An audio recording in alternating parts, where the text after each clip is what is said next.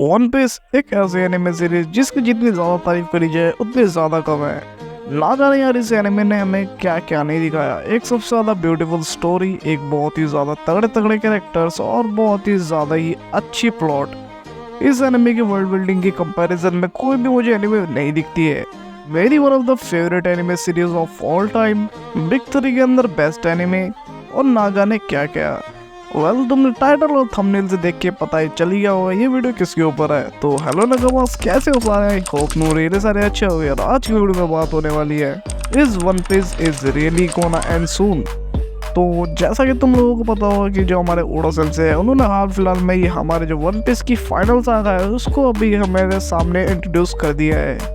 यानी कि वानो के बाद से हमारा फाइनल सागा शुरू हो जाता है। तो क्या वन पीस यार जैसे कि ओडो सेंसे ने बोला था 2023 या 2024 के अंदर खत्म होने वाला है। मैं इस वीडियो के अंदर तुम्हें फॉल्स होप तो नहीं देने वाला, क्योंकि यार आफ्टर ऑल ये एनिमे से हमें बहुत ही ज़्यादा प्यार है और इसके बारे में फॉल्स होप देके ना तुम्हें अच्छा लगेगा ना मुझे।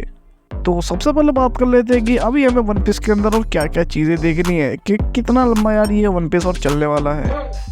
अभी हमें बहुत सारी चीज़ें से अभी अनडिस्कवर्ड है, जैसे कि यार बहुत सारी मिस्ट्रीज है अभी हमारे वन पीस के अंदर जो कि अभी अनरिवील्ड है। पहली मिस्ट्री जो अनसोल्व है उसको ही सोल्व करने में काफ़ी ज़्यादा चैप्टर तो वैसे ओडोसन से ले सकते हैं, बट ऐसा लगता है कि अभी हमारे पास जितने भी अनसोल्व मिस्ट्री है उनको सोल्व करने के लिए वन पीस 1 से 1.5 साल और चल सकता है। पहली और सबसे ज़्यादा वांटेड मिस्ट्री तो यही है कि आखिरकार वन पीस था क्या। दूसरी मिस्ट्री है डेविल फ्रूट्स। डेविल फ्रूट्स कैसे बनते हैं, डेविल फ्रूट्स का मोटिव क्या है, सब कुछ। तीसरी और एक और सबसे ज़्यादा वांटेड मिस्ट्री जो थी वो थी एंशिएंट वेपन्स और एंशिएंट किंगडम। चौथी मिस्ट्री ये थी कि सुनीशा की पनिशमेंट क्या थी, और पांचवी मिस्ट्री ये होगी कि जॉय बॉय आखिर था कौन। छठी मिस्ट्री ये थी कि यार लूफी की मदर अभी तक कौन है। सातवीं मिस्ट्री लूफी का बाप यानी कि ड्रैगन कितना ज़्यादा केपेबल है। ड्रैगन के बाद बात हो रही तो शैंक्स की भी मिस्ट्री है कि शैंक्स और उसकी क्रू कितनी ज़्यादा केपेबल, और शैंक्स आगे का मोटिव था क्या। वॉइस ऑफ ऑल थिंग्स और ब्लैक बेड के 2 डेविल फूड ये भी अभी तक मिस्ट्री है, और अभी भी बहुत सारी मिस्ट्री है जिनको मैं अभी आगे बताता हूँ।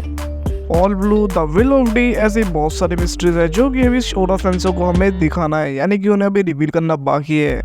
अब जैसा कि तुम सबको पता है कि यार जो रिसेंट मांगा चैप्टर आया है, यानी कि जो स्पॉयलर्स आए उसमें हमें पता लग गया है कि ड्रैगन की भी एंट्री होने वाली है मांगा के अंदर।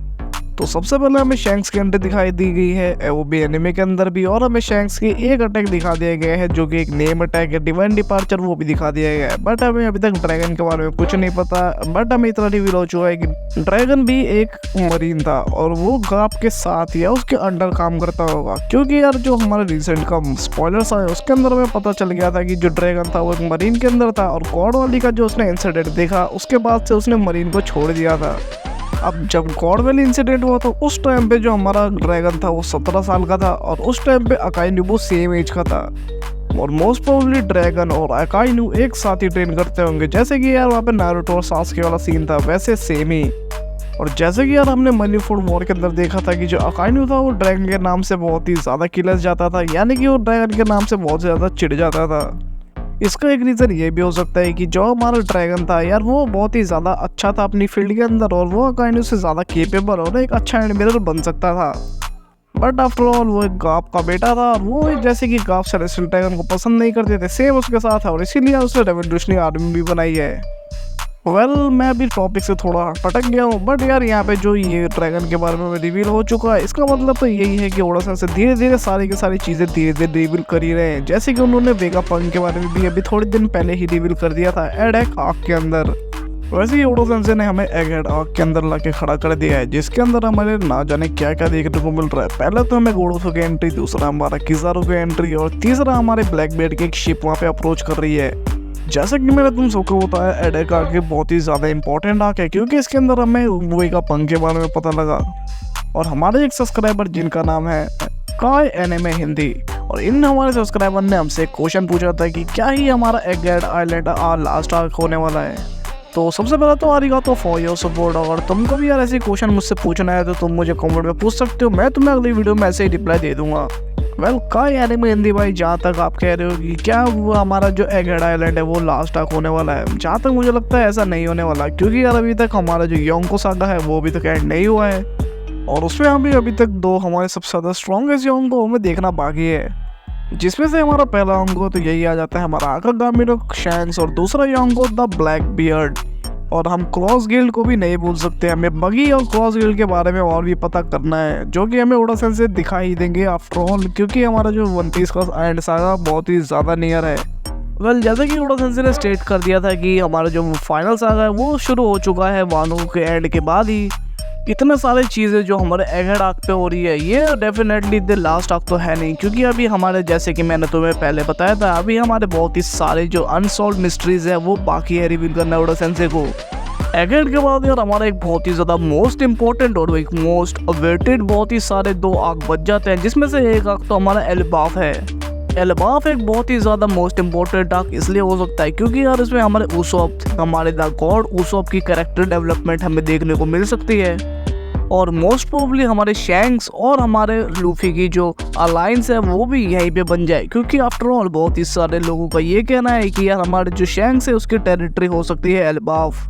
और काय एनीमे हिंदी भाई तुमको ये भी पता होगा कि जो हमारे लास्ट आर्क है उसके अंदर यार हमें बहुत ही ज़्यादा ही कियोस देखने को मिलने वाला है, क्योंकि यार जो हमारा लूफी है उसके पास सिर्फ 3 पोनिक्लिफ है। आई मीन 3 पोनिक्लिफ बहुत ज़्यादा है, बट यार उसको अभी 1 पोनिक्लिफ और चाहिए।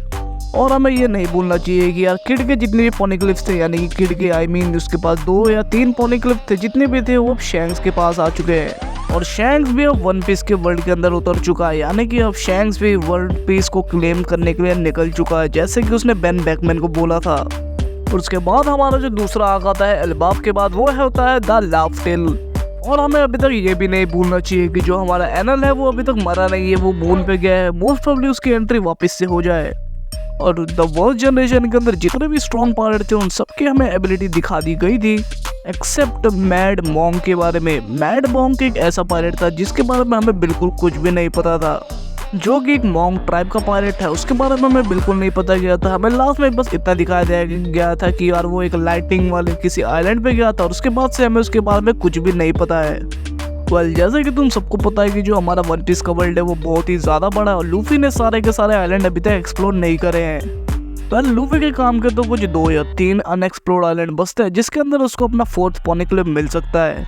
बट टू बी ऑनेस्ट, अगर ओडासेन से चाहे तो यार वन पीस को और लंबा खींच सकते हैं, क्योंकि वन पीस का वर्ल्ड अभी तक पूरा एक्सप्लोर्ड नहीं है। बट कंसीडरिंग कि ओडासेन ने ऐसा बोला था कि वो वन पीस को रियली जल्दी एंड करने वाले हैं, तो हम इतना एस्टिमेशन लगा सकते हैं कि अभी ओडासेन से हमें 2 या 3 और दिखा सकते हैं आइलैंड, जिसके अंदर एक हमें ये देखने को मिल सकता है कि पहले के अंदर हमें जो एल्बाफ है उसके अंदर हमें ये देखने को मिल जाए कि शैंक्स और हमारे जो लूफी है उसकी अलायंस बन जाए ब्लैक बियर्ड और द वर्ल्ड गवर्नमेंट को उड़ाने के लिए। बट जहाँ तक मुझे लगता है कि शैंक्स हमारा बहुत ही ज़्यादा एक मिस्टीरियस कैरेक्टर है, लोग उसे विलन मानते हैं या कुछ उसे पायलट, अच्छा पायलट भी मानते हैं, वो तो हमें इतना नहीं पता है। बट शैंक्स जो है उसके वर्ल्ड गवर्नमेंट से कनेक्शंस है, तो इसकी पॉसिबिलिटीज़ थोड़ी मुश्किल है कि यार वो लूफी के साथ मिलकर वर्ल्ड गवर्नमेंट को उड़ा दे। और हमें अभी ये भी देखना बाकी है जो कि लूफी और उसके जो क्रूमेट्स हैं, यानी कि जो मूगीवारास है, उनके भी अलग अलग ड्रीम है, उसको भी पूरा होते हुए हमें देखना है। जैसे कि हमारे जो रोरोनोआ ज़ोरो है उसको हमें वर्ल्ड स्ट्रॉन्गेस्ट या फिर वर्ल्ड बेस्ट स्वॉर्ड्समैन बनता हुआ देखना है। नामी को द वर्ल्ड, पूरे जो वन पीस का वर्ल्ड है उसका मैप बनाते हुए देखना है। और हमारे जो रॉबिन है उसको यार पूरे के पूरे जो वर्ल्ड हिस्ट्री है वो जानने को हमें देखना है। वन पीस का हमें फाइनल विलन यानी कि ईमू और ईमू की सामा और गोरोसे की फाइट भी हमें अभी तक देखने को मिलने वाली है। जैसे कि अभी एगार्ड का आयरलैंड चल रहा है या फिर जो एगहेड का आर्क चल रहा है, वहाँ पे हमें गाप की डेथ देखने को मिल सकती है। अगर वो ऐसा होता है तो यार वन पीस का वर्ल्ड बहुत ही ज़्यादा ही डोमिनेटिंग हो जाएगा। और जैसे कि हमारे ओडासेन ने हमें बोला था कि जो मरीन फोर्ड वॉर के बाद जो सबसे बड़ी वो जो वॉर होने वाली है वो इतनी बड़ी होने वाली है कि उसके सामने जो मरीन फोर्ड की वॉर थी वो बहुत ही ज़्यादा छोटी और बच्ची लगने वाली थी।